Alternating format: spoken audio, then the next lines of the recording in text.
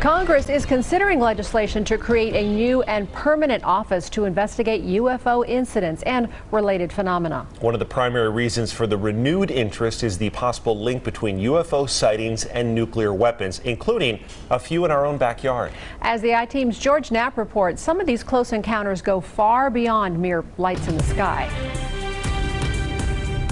The connection between UFOs and nuclear weapons has been documented as far back as the very first atomic blast, the Trinity explosion in 1945 New Mexico. Since then, hundreds of former military personnel have come forward with reports of unknown craft buzzing nuclear tests, atomic labs, and missile bases. A group of former officers told about their encounters at a Washington news conference in October of this year. Investigator Robert Hastings has obtained hundreds of pages of once classified Pentagon files about these incidents and has personally interviewed more than 150 retired military officers about ominous encounters involving nuclear weapons. UFOs have routinely monitored our nuclear weapons going back decades. The national security implications are a major reason former Senate Majority Leader Harry Reid co-sponsored a once-secret UFO investigation overseen by the DIA. But the UFO nukes connection is much stranger than mere unknown craft in the sky.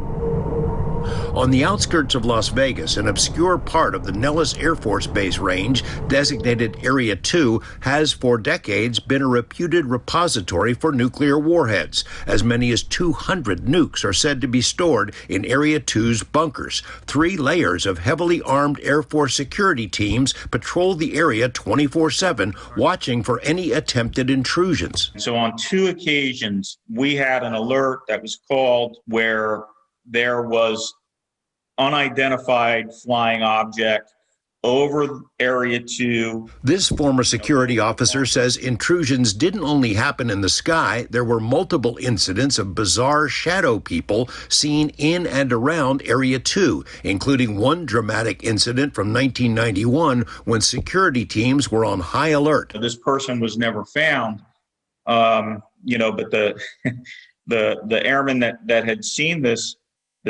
person described them as being really tall, like 7 foot, and like I said, moving very fast. It was very strange. So when I got there, I was straight security. Another Area 2 security officer, Chris Cabrera, heard the stories of shadow people, but didn't know if they were real until he had his own encounter. And when I turned around, there was this black mass form. I don't know what you would call it. It looked like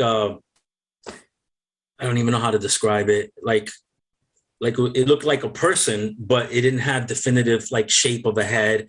Like vague, like a mist or something? No mist. It was black. It was like a dark blob, but it had like a rounded top, like a head almost, and almost like a shoulder. As with the UFO incidents, the sightings of dark, unknown intruders were taken seriously at the time. Officers were on alert as they searched Area 2, but never found a trace of the running figures. Their commanders told them that, quote, it never happened. Investigator Robert Hastings says similar bizarre incidents have been reported at multiple nuclear bases, and none of the mystery encounters, either in the sky or on the ground, have ever been solved. George Knapp, 8 News Now.